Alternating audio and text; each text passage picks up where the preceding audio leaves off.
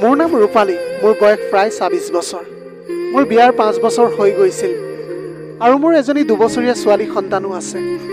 আমি গুৱাহাটী চহৰত থাকিছিলোঁ আৰু আমাৰ তাত এটা নিজৰ ঘৰো আছিল। মোৰ শাহু শহুৰ গাঁৱতে থাকিছিল আৰু আমি স্বামী স্ত্ৰীয়ে চহৰত আছিলোঁ। তেওঁ এটা প্ৰাইভেট কোম্পানীত চাকৰি কৰিছিল, কিন্তু কোম্পানীত কিবা সমস্যা হোৱাৰ বাবে তেওঁৰ চাকৰিটো হাতৰ পৰা গুচি গৈছিল। সেয়েহে মোৰ স্বামীয়ে এটা নতুন চাকৰিৰ সন্ধানত আছিল, কিন্তু তেওঁ ক'তো একো বিচাৰি পোৱা নাছিল। এনেকৈ এদিন মোৰ স্বামীয়ে তেওঁৰ বন্ধু এজনলৈ ফোন কৰিলে। সেই বন্ধুজনো গুৱাহাটীতে থাকিছিল। তেওঁৰ এখন নিজা ঘৰ আছিল আৰু তেওঁ বহুত ধনী ব্যক্তি আছিল। তেওঁৰ এখন ডাঙৰ মেডিকেল ষ্ট'ৰ আছিল। মোৰ স্বামীয়ে ক'লে যে দীপক, তোমাৰ হাতত যদি কিবা কাম ধান্দা আছে তেনেহ'লে মোক দিয়াই দিয়া। মই বহুত ঠাইত ঘূৰিলোঁ, কিন্তু ক'তো কাম পোৱা নাই। তেতিয়া দীপকে ক'লে যে মুকেশ, তই ক'তো যোৱাৰ প্ৰয়োজন নাই। তই কালিলৈৰ পৰা মোৰ মেডিকেল ষ্ট'ৰতে কাম আৰম্ভ কৰি দে। আমি দুয়ো মেডিকেল ষ্ট'ৰখন চম্ভালিম। কাৰণ মোৰ স্বামীৰ লিখা পঢ়া বহুত ভাল আছিল। তেতিয়া মোৰ স্বামীয়ে ক'লে যে ধন্যবাদ দীপক, তই মোক বিপদৰ সময়ত সহায় কৰিলি। তাৰপিছত তেওঁ ফোনটো ৰাখিলে। দীপক আৰু তেওঁৰ পত্নী অকলেই থাকিছিল, কাৰণ তেওঁলোকৰ কোনো সন্তান নাছিল।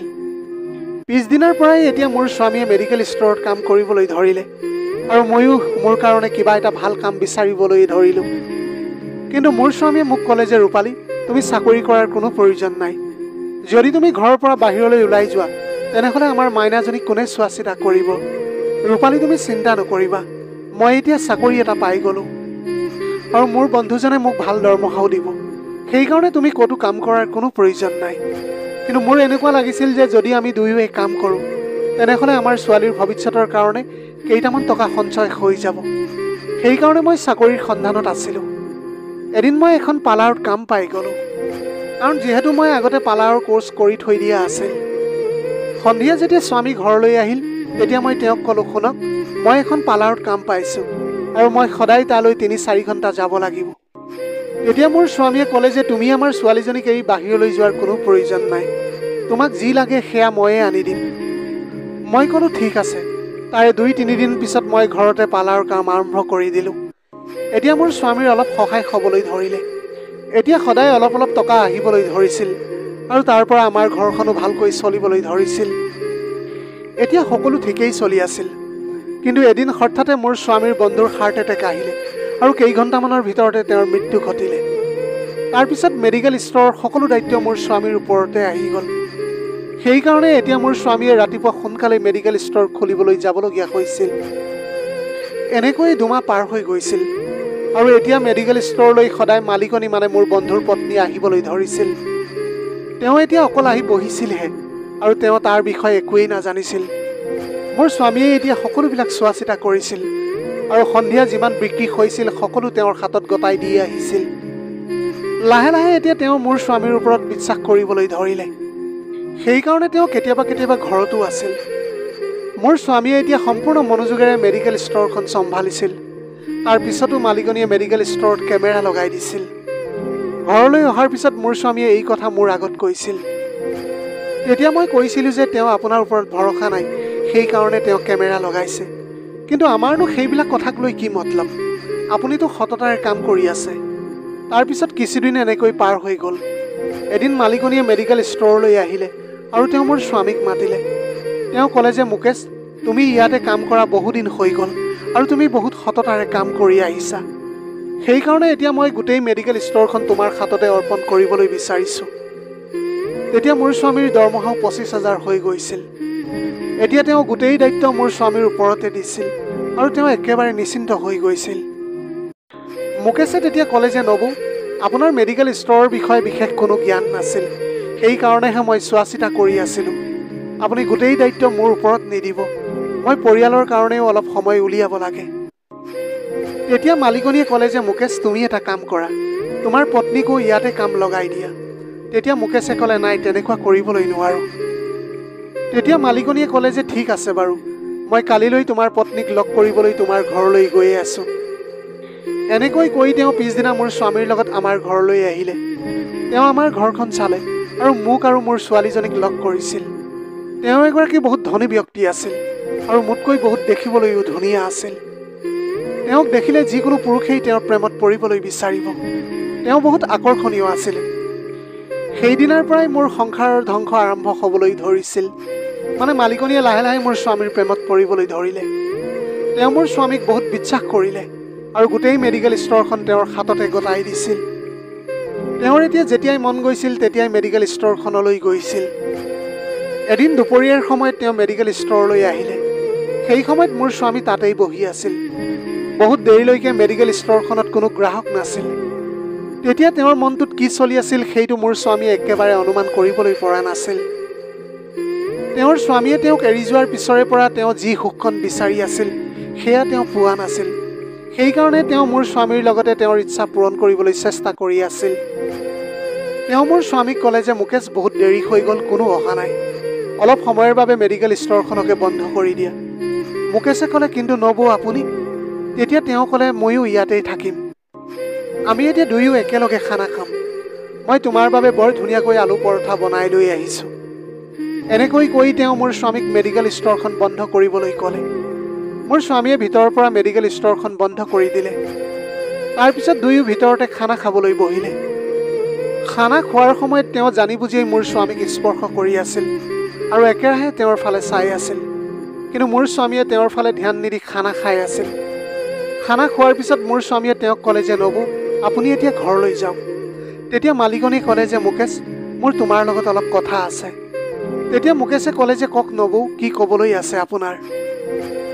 তেতিয়া তেওঁ ক'লে যে মুকেশ মই তোমাক প্ৰথম দেখা দিনৰ পৰাই তোমাৰ প্ৰেমত পৰিছিলোঁ আৰু মই তোমাক বহুত পচন্দ কৰোঁ। মই তোমাৰ অবিহনে থাকিবলৈ নোৱাৰোঁ। সেইকাৰণে মই সদায় মেডিকেল ষ্ট'ৰলৈ আহোঁ আৰু মই যি বিচাৰোঁ সেয়া তুমি মোক দিবলৈ লাগিব।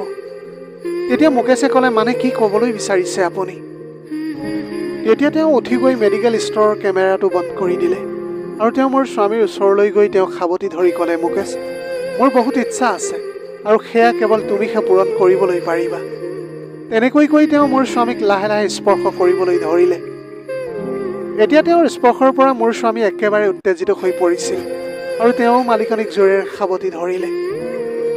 তেতিয়া মালিকনীয়ে ক'লে মুকেশ মই জানিছিলোঁ যে তুমিও মোক পচন্দ কৰা, কিন্তু মই ক'বলৈ ভয় কৰিছিলোঁ। তেতিয়া মুকেশে ক'লে নবৌ দীপক যোৱাৰ পিছৰ পৰা মই আপোনাৰ কথাই ভাবি থাকোঁ আৰু আপোনাক বহুত পচন্দও কৰোঁ। কিন্তু যেতিয়াই মোৰ পত্নী আৰু মোৰ সন্তানৰ কথা মনলৈ আহে তেতিয়া মই একেবাৰে পিছুৱাই আহোঁ। কিন্তু আজি মই আপোনাক এৰিবলৈ নোৱাৰোঁ। এনেকৈ কৈ মোৰ স্বামীয়ে তেওঁৰ ওপৰত প্ৰেমৰ ফুল ছটিয়াবলৈ ধৰিলে। তেতিয়া সন্ধিয়া 5 বাজি গৈছিল। তাৰপিছত দুয়ো ফ্ৰেছ হ'ল আৰু মেডিকেল ষ্ট'ৰখন আকৌ খুলিছিল। সেইদিনাৰ পৰাই তেওঁলোক দুয়োৱে দুপৰীয়াৰ সময়ত সদায় একেলগে খানা খাবলৈ ধৰিছিল। এতিয়া মোৰ স্বামীয়ে সদায় ৰাতি ভাগৰি ঘৰলৈ আহিছিল আৰু ৰাতিৰ আহাৰ খাই লগে লগে শুই গৈছিল। মোৰ স্বামীয়ে মোক সময় দিয়া নাছিল, কাৰণ বহুত দিন হৈ গৈছিল মোৰ স্বামীয়ে মই যিটো বিচাৰিছিলোঁ সেই সুখ মোক দিবলৈ পৰা নাছিল। সেইকাৰণে এতিয়া মোৰ স্বামীৰ ওপৰত সন্দেহ হ'বলৈ ধৰিছিল। তাৰপিছত কেইদিনমান এনেকৈ পাৰ হৈ গ'ল আৰু এদিন মই মেডিকেল ষ্ট'ৰলৈ যোৱাৰ সিদ্ধান্ত ল'লোঁ। দুপৰীয়াৰ সময়ত মই ঘৰৰ কাম শেষ কৰি মেডিকেল ষ্ট'ৰলৈ গ'লোঁ। কিন্তু মই মেডিকেল ষ্ট'ৰখন বন্ধ দেখিলোঁ, কিন্তু মই তাতেই ৰখিছিলোঁ। তেতিয়া মই ভিতৰৰ পৰা কিবা এটা শব্দ শুনিবলৈ পালোঁ।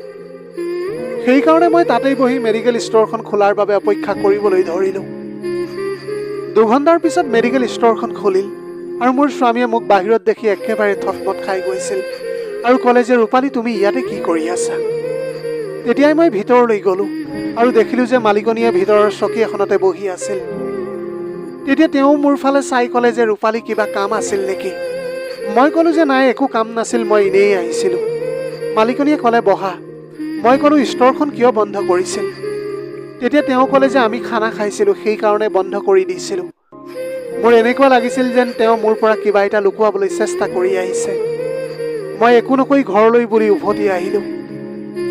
আজি যেতিয়া সন্ধিয়া মোৰ স্বামী ঘৰলৈ উভতি আহিলে তেতিয়া মই তেওঁক ক'লোঁ যে খানা খোৱাৰ সময়ত মেডিকেল ষ্ট'ৰ বন্ধ কৰাৰ কি প্ৰয়োজন আছে, আৰু মই ভাবিছোঁ যে আপোনালোক দুয়োৰে মাজত কিবা কাম চলি আছিল। তেতিয়া মোৰ স্বামীয়ে ক'লে যে আৰে তেনেকুৱা একো নহয়, তোমাৰ কিবা এটা ভুল ধাৰণা হৈছে। নবৌ বহুত ভাল, আৰু যদি তোমাৰ এনেকুৱা কিবা এটা সন্দেহ হয় তেনেহ'লে তুমি কালিলৈ মোৰ লগতে মেডিকেল ষ্ট'ৰখনলৈ আহিবা। তাৰপিছত মই পিছদিনাৰ পৰা তেওঁৰ লগত যাবলৈ ধৰিলোঁ। তেতিয়াৰ পৰা তেওঁলোক দুয়োৱে দুয়োকে সময় দিবলৈ পৰা নাছিল। সেইকাৰণে মালিকনীয়ে মোৰ ফালে খঙেৰে চাই থাকিছিল। কাৰণ তেওঁ সদায় দুপৰীয়া মোৰ স্বামীৰ লগত আনন্দ লোৱাৰ অভ্যাস হৈ গৈছিল আৰু হয়তো মই থকাৰ বাবে তেওঁ সেই আনন্দকণ ল'বলৈ পৰা নাছিল। এদিন তেওঁ ক'লে যে ৰূপালী তুমি সদায় কিয় আহা, তোমাৰ পাৰ্লাৰ নচলে নেকি? তেতিয়া মই তেওঁৰ মনৰ কথাবিলাক বুজিছিলোঁ। তাৰপিছত মই এটা পৰিকল্পনা কৰিলোঁ আৰু পিছদিনা আকৌ মেডিকেল ষ্ট'ৰলৈ গ'লোঁ। দুপৰীয়াৰ সময়ত মই স্বামীক ক'লোঁ আপুনি খানা খাই লওক, মই ঘৰৰ পৰা আহোঁ। এই বুলি কৈ মই মোৰ মোবাইলৰ ভিডিঅ' ৰেকৰ্ডিং অন কৰি দৰৱৰ বাকচৰ ওচৰত এনেকুৱা ঠাইত লুকুৱাই থলোঁ যাতে সকলো ভালকৈ দেখা পাওঁ আৰু তাৰপিছত ঘৰলৈ গুচি আহিলোঁ। এনেকৈ মই ঘৰলৈ গুচি আহিলোঁ। প্ৰায় 2-3 ঘণ্টাৰ পিছত আকৌ মেডিকেল ষ্ট'ৰত উপস্থিত হৈছিলোঁগৈ। এতিয়া মই মনে মনে নিজৰ মোবাইলটো উলিয়াই চাবলৈ ধৰিলোঁ। মই এতিয়া মোৰ মোবাইলত যি দেখিলোঁ সেয়া দেখি মোৰ ভৰিৰ তলৰ মাটি খহি যোৱা যেন অনুভৱ হৈছিল। যি মই ভাবিলোঁ সেয়াই হ'ল। সদায়ৰ দৰে খানা খোৱাৰ পিছত মালিকনীয়ে মোৰ স্বামীক স্পৰ্শ কৰিবলৈ ধৰিছিল আৰু তাৰপিছত মোৰ স্বামীয়ে তেওঁৰ স্পৰ্শৰ পৰা উত্তেজিত হৈ উঠিল আৰু তেওঁক জোৰেৰে সাবটি ধৰিছিল আৰু লগতে কৈ উঠিছিল যে নবৌ আজি আপোনাক বহুত ধুনীয়া লাগিছে বুলি। সেয়া দেখি এতিয়া মোৰ স্বামীৰ ওপৰতে বহুত খং উঠিবলৈ ধৰিছিল আৰু মই খঙতে সেই ভিডিঅ' মোৰ স্বামীক দেখুৱাই দিলোঁ। তেতিয়া মোৰ স্বামীয়ে ক'লে যে ৰূপালী এইবিলাক সত্য, কিন্তু ইয়াতে মোৰ কোনো ভুল নাই। মই তোমাকে সঁচাকৈ বহুত ভাল পাওঁ, কিন্তু মই নবৌৰ সৌন্দৰ্যতা দেখি পাগল হৈ গৈছিলোঁ আৰু তেওঁৰ স্পৰ্শ পোৱাৰ লগে লগে মই নিজকে একেবাৰে পাহৰি পেলাইছিলোঁ। মই মোৰ স্বামীক ক'লোঁ মই এটা মুহূৰ্তও আপোনাৰ লগত থাকিবলৈ নিবিচাৰোঁ, মোক এতিয়া ডিভ'ৰ্চ লাগে। তেতিয়া মোৰ স্বামীয়ে মোক ক্ষমা খুজিবলৈ ধৰিছিল। তেওঁ ক'লে যে ৰূপালী প্লিজ এনেকুৱা নকৰিবা, মই তোমাৰ অবিহনে একেবাৰে জীয়াই থাকিবলৈ নোৱাৰোঁ, মই আজিয়ে এই কামটো এৰি দিম। তেতিয়া সেইটো মুহূৰ্ততে মালিকনীয়েও মোক ক্ষমা খুজিবলৈ ধৰিছিল। তেওঁ ক'লে যে ৰূপালী মোক ক্ষমা কৰি দিয়া, মোৰ স্বামী যোৱাৰ পিছত মই যি সুখ বিচাৰিছিলোঁ সেয়া মই পোৱা নাছিলোঁ, সেইকাৰণে মই তোমাৰ স্বামীক আকৰ্ষিত কৰি আহিছিলোঁ।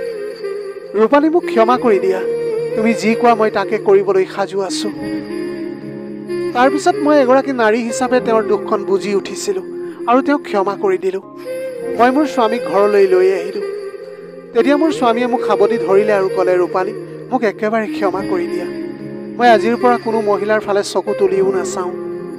তেনেকৈয়ে কৈ তেওঁ মোক মৰমৰ ফুল ছটিয়াবলৈ ধৰিছিল। তাৰপিছত ময়ো তেওঁক জোৰেৰে সাবটি ধৰিছিলোঁ। সেইদিনা আমি স্বামী স্ত্ৰীয়ে ইজনে সিজনৰ দুবাহুত সোমাই আমাৰ সকলো ইচ্ছাবিলাক পূৰণ কৰিছিলোঁ। ইয়াৰ পিছত কিছুদিন এনেকৈ পাৰ হৈ গ'ল আৰু মোৰ স্বামীয়ে এটা কোম্পানীত কাম কৰিবলৈ ধৰিছিল। সেইদিনাৰ পৰা আমি স্বামী স্ত্ৰীয়ে সেই মালিকনীৰ মুখৰ ফালেও চোৱা নাছিলোঁ। আমি এতিয়া আমাৰ সন্তানৰ লগত আমি বহুত সুখেৰে থাকিবলৈ ধৰিছিলোঁ আৰু ইজনে আনজনক বহুত মৰমৰ মাজত ৰাখিছিলোঁ। প্ৰিয় দৰ্শক, এয়াই আছিল আজিৰ কাহিনীৰ ভাগ। আজিৰ ভিডিঅ'টি কেনেকুৱা লাগিলে জনাব। যদি ভাল লাগিল তেনেহ'লে লগৰ বন্ধু বান্ধৱীসকলৰ মাজত শ্বেয়াৰ কৰিবলৈ নাপাহৰিব। আপোনালোকৰ গোটেই জীৱনটো হাঁহিৰে উপচি পৰক। পাৰিলে দুখীয়াজনক অলপ সহায় কৰিবলৈ চেষ্টা কৰিব। আপোনালোকৰ অকণমান সঁহাৰিয়ে যদি কোনোবা এজন দুখীয়াৰ জীৱনটো সলনি কৰিবলৈ পাৰে, তাতকৈ পুণ্যৰ কাম আৰু এই পৃথিৱীত একোৱেই হ'ব নোৱাৰে। Have a nice day.